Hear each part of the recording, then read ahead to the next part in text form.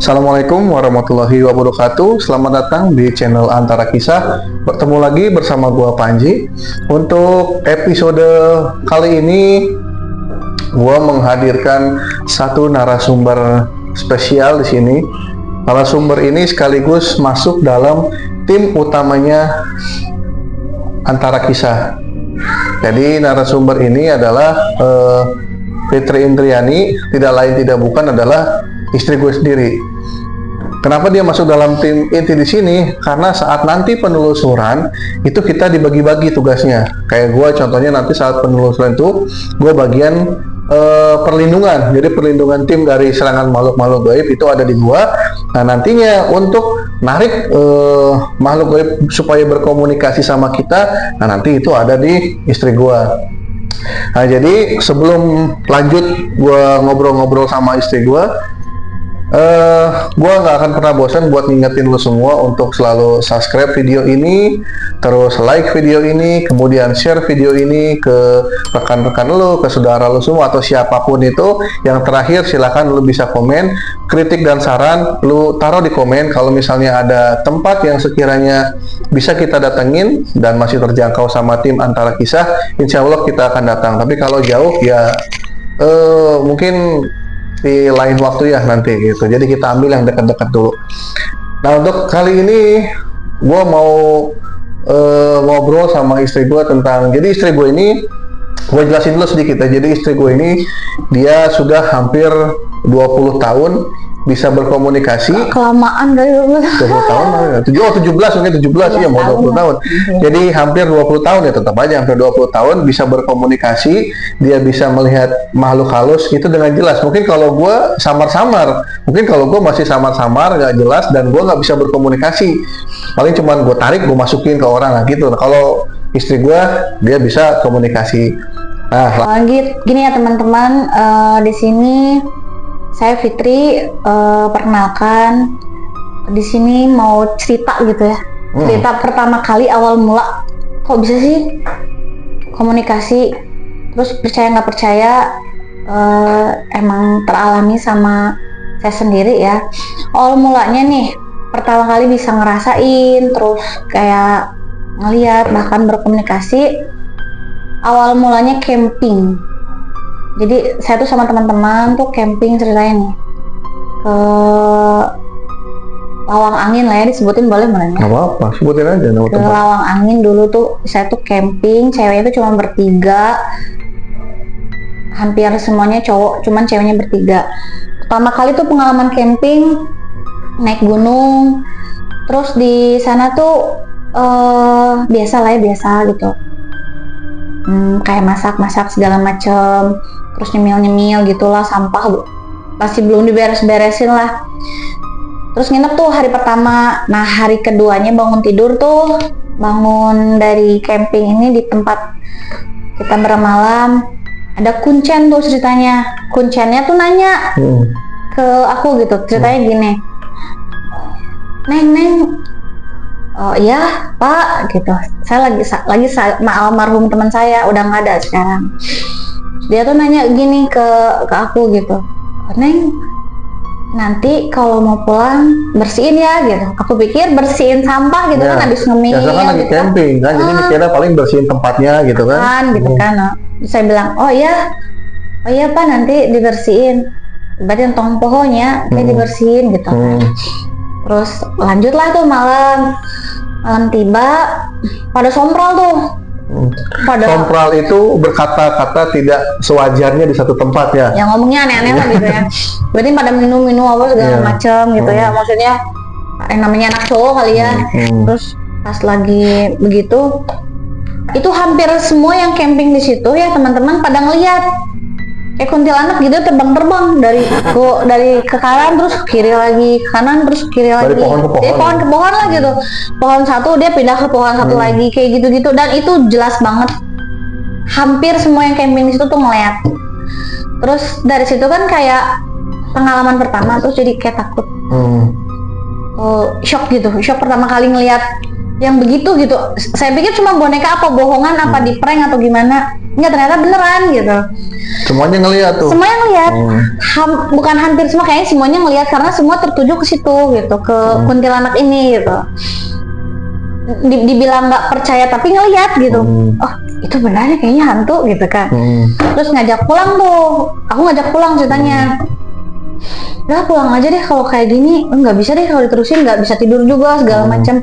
Maksa banget minta pulang. Itu tuh sekitar jam 11:30 malam. Setengah 12 malam tuh aku tuh pulang jalan kaki dari gunung, bayangin 11:30 malam guys. Pokoknya kalau dari sini mah, kalau orang-orang Cimahi mah pada tau lah daerah Santiong gitu, kita ngelewatin kuburan Cina ceritanya. Nah udah setengah jalan tuh, bahkan udah mau nyampe rumah. Nyampe di Santiong ini aku sama teman tuh ngelihat ada kayak apa sih yang kalau yang di kepang-kepang pemain Cina tuh kungfu gitu. Oh, kayak vampir gitu. Kayak vampir tapi kan rambutnya dikepang gitu kan. Tapi dia pakai kuda, teman-teman. Jadi dia tuh pakai kuda. Dia ngendarain tuh kenceng banget, tapi beloknya ke kuburan Cina ini. Tapi nyata nggak itu? Maksudnya yang ngelihat saya sama temen saya mah ngelihat kan, karena cuma berdua sih. Jadi cuma berdua doang. Cuma berdua pulangnya. Jadi yang lainnya belum nyampe Santiong. Jadi yang lain masih di belakang. Masih jauh ketinggalan gitu. Saya sama teman saya ngelihat banget almarhum ini ngelihat. Kok ada delman ya malam-malam gitu jam 12. Tapi pakaiannya gitu kayak orang-orang Cina gitu, lagi syuting gitu ya. Ya lo ke kuburan Cina ceritanya. Cuman kita nggak mempermasalahkan karena buat kita mah nyata aja gitu. Nyata gitu. Masih positif thinking aja lah ya. Iya, kayaknya nyata. Cuman beloknya ke makam. Nggak lama dari situ ada mobil kenceng banget dari jalur atas tuh. Kenceng banget. Nabrak ini punggung temen, bahu lah. Nabrak bahu temen sampai jatuh, kalau aku kaki. Jadi aku tuh ketabrak kakinya gitu. Nah teman aku yang satunya lagi bahu sampai jatuh. Terus kita ke rumah warga. Ada yang bantu, ada yang keluar gitu. Minta bantuan, disuruh dikasih minum tuh di rumah warga itu. Kasih minum. Terus dari mana Neng? Gitu ditanya-tanya segala macam. Oh enggak, ini pulang camping nih, ungi-ungi teuing. Maksudnya tuh malam-malam banget. Ya iya, orang pulang camping biasanya pagi. Awalnya siang. Nah ini kan malam. Nah terus pulang lah tuh, udah kita makasih gitu karena temen juga udah pengen cepet-cepet pulang. Maksain tuh jalan. Nyampe ke rumah aku dulu nih. Nyampe rumah tuh kita nggak bersih-bersih gitu. Ya nggak ganti baju, nggak bersih badan dulu, cuci muka gitu. Langsung tidur. Nggak punya pikiran apa-apa. Ya udah, itu pengalaman lewat lah gitu. Tidur. Jadi pas seminggu kemudian nih, kurang lebih lah seminggu lah ya, tepatnya berapa hari aku kurang tahu, lupa lah. Suruh saat kelas IPA berapa gitu, sampai IPA berapa tuh hampir semua kesurupan. Lagi rame lah kesurupan massal. Cuman aku doang nih yang gak kesurupan nih. So aku masuk ke kelas, ceritanya ada yang kesurupan namanya Isni dulu kalau nggak salah ya. Kalau nggak salah namanya Isni. Nah si ini tuh kesurupan paling lama dan gak ada yang mau ngedeketin karena dia lempar-lempar bangku gitu. Terus pas aku datang, satanya marah-marahin aku gitu. Naon maneh kadieu rek naon, kayak gitu-gitulah kalau bahasa Sundan, rek naon maneh kadieu, padahal ya aku mau masuk kelas gitu kan. Terus kata teman-teman, lagi kesurupan. Kaget lah tuh ngelihat lagi hal-hal yang begitu 2 kali. Keluar dari kelas, nggak kepikiran apa-apa lagi. Nah setelah itu yang sampai dipulangin kan semua karena kesurupan massal ini. Oh, pas kesurupan massal sekolah dibubarin, dipulangin. Nah udah gitu nggak lama dari situ yang kesurupan malah aku gitu. Waktu itu pas mau lagi ujian tes olahraga, entah itu belum makan apa gimana, jadi perasaan juga emang mah biasa aja, nggak pernah makan dulu atau olahraga aja.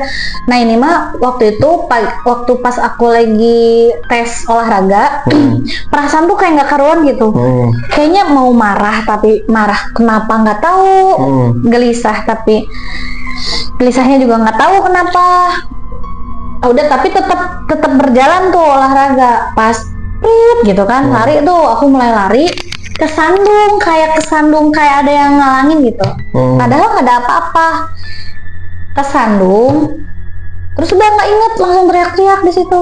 Nah, pas teriak-teriak sadar nggak tuh? Enggak, lagi teriak-teriak pas aku sadarnya pas dibawa kan, pokoknya pas kesandung udah nggak inget apa-apa tuh.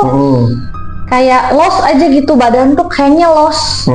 Terus dibawa ke kantor nih. Nah, dibawa ke kantor terus kayak kalau waktu di kantor masih kayak masih inget nggak gitu. Jadi cekikik gitu, ketawa-ketawa, terus inget lagi, aku kenapa ya gitu. Ya aku kenapa ya. Terus ketawa lagi kenceng, dan itu tuh dia marah-marah, nangis, mama nangis gitu. Ya mungkin kalau ada temen waktu zaman SMA ngeliat di sini mungkin masih inget lah ya. Waktu aku kesurupan dulu di kantor sekolah, datanglah Pak Jojon ceritanya. Namanya Pak Jojon kalau nggak salah ya teman-teman, cuma karena udah lupa sih zaman SMA. Tahun berapa itu? 2006 2007 lah. 2007.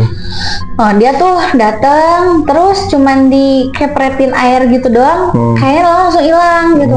Pulanglah tuh sore, diantri sama teman gitu kan. Sepanjang jalan tuh kayak mikir, ya aku kenapa ya, karena nggak percaya banget. Oh, dulu nggak percaya banget sama hantu, kesurupan gitu. Terus orang yang pokoknya kayak yang aneh-aneh gitu, di luar pandangan nalar mata tuh nggak percaya pokoknya. Ya kayak kesurupan, terus hantu itu nggak ada. Hantu tuh nggak ada gitu. Pokoknya kesurupan tuh bohongan gitu. Kayaknya nih orang acting atau gimana gitu. Ya. Beneran nggak percaya gitu. Terus kejadian sama diri sendiri kayak yang kok kenapa ya aku kayak gini, sampai di rumah juga takut gitu. Mau kamar mandi takut, di kamar sendiri takut, kemana-mana lihat orang kayaknya parno gitu. Itu pertama kali kesurupan tuh, kayaknya nggak bakal kesurupan lagi, kayaknya sehat lagi nih, normal lagi gitu kan. Sampai banyak yang bilang ABCD lah. Nggak taunya camping lagi nih dari acara sekolah. Oh, ini waktu itu mah sendiri. Nah, ini udah resmi dari sekolah. Ini resmi camping dari sekolah. Camping kalau nggak salah, lupa di mana gitu, pokoknya daerah Gunung Bawang apa di mana gitu, lupa pokoknya semua organisasi tuh camping waktu itu. Terus sebenarnya orang tua nggak ngizinin tuh, udah takut bisi kesurupan lagi lah, nggak usah lah. Terus aku kan mikir, aku mah nggak kenapa-kenapa gitu kan, kayaknya sehat-sehat aja gitu. Cuman maksain, pengen banget camping nih ceritanya. Nggak ada hawa-hawa gimana, cuman tiba-tiba kok dingin. Lagi ngobrol sama teman, mulai nih kaki dingin. Ya, ada kaki dingin, tangan dingin, badan dingin. Kayak abis kehujanan, terus kedinginan gitu. Nah dari situ udah teriak-teriak banyak. Waktu itu mah nggak cuman aku yang kesurupannya saat camping, ada adik kelas aku namanya Novi. Pokoknya banyak deh yang kesurupan, kurang lebih 15 orang lah, 10 sampai 15 orang tepatnya, karena aku nggak terlalu hafal ya, karena kan maksudnya waktu itu juga posisi selagi kesurupan juga kan. Nah yang lain mah pada cepet dikeluarinnya tuh pada cepet kan, ada istilahnya lah kayak ustadz atau Pak Kiai di sana gitu yang ngeluarin gitu. Ada yang masuknya bayi, ada yang nangis aja, ada yang anak kecil kayak gitu lah, pokoknya macem-macem deh. Nah yang masuk ke aku ya biasa gitu kan, kayak kuntilanak ketawa-ketawa gitu. Keluar masuk, dan susah banget dikeluarinnya yang aku. Ganti-ganti nih sosok-sosoknya. Ganti-ganti. Ada yang ketawa, ada yang nangis, nanti ada yang suaranya gede banget, kayak genderuwo gitu. Terus saking capeknya nih si Pak Kiainya bilang begini, kayaknya yang ini mah susah deh dikeluarinnya, nanti juga kayaknya keluar sendiri, kalau yang ini agak susah katanya. Oh gitu. Karena udah pakai bawang putih apa segala macem.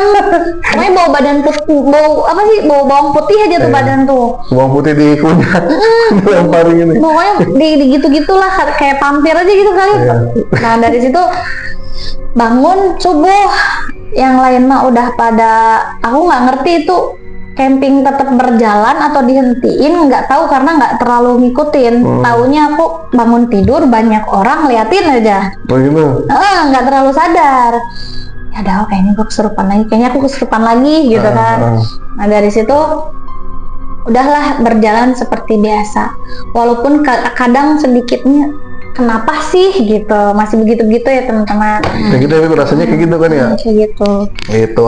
Mungkin nanti segini aja ceritanya dulu, nanti kita lanjut lagi ya, masih banyak cerita-cerita ini, kalau dibikin bisa 100 episode ini. Kalau nanti ada makhluk ini yang masuk, cerita begini, makhluk ini masuk, itu ceritanya berbeda-beda dan semua ada pesan yang disampaikan. Kalau buat gue pribadi ya, itu pesannya pesan apa ya, pesan baik lah, bukan pesan buruk gitu. Jadi banyak buat kita yang masih hidup itu bisa diambil ceritanya. Terserah lo mau percaya atau enggak. Orang bisa melihat hantu apa enggak, dan buktinya ada ya, istri gue bisa ngeliat hantu ya. Kalau gue memang tidak terlalu jelas. Kalau dia ya gue jelas, gue sering nyaksiin dia bisa komunikasi sama makhluk gaib, dia bisa ngelihat lebih jelas makhluk gaib. Apa yang gue nggak ngelihat dia kadang bisa ngelihat gitu. Jadi intinya itu. Nah, paling segitu aja. Kalau ada salah-salah kata dari kita mohon maaf ya Baby ya. Kita mohon maaf. Nanti kita bertemu di episode berikutnya. Mudah-mudahan kita cepat ke tempat penelusuran. Yaitu tadi ya, tim Antara Kisah masih ada yang mempunyai kesibukan. Nanti kalau sudah santai, kita langsung penelusuran. Dan gue nggak bosan-bosannya ngingetin kalian untuk selalu tekan tombol subscribe, like, share, dan komennya dimanapun kalian berada. Yang penting tekan tombol subscribe-nya guys, sama like videonya. Share ke keluarga kalian sebanyak-banyaknya, baru kalian silahkan komen. Mungkin segitu aja dari kita. Wassalamualaikum warahmatullahi wabarakatuh.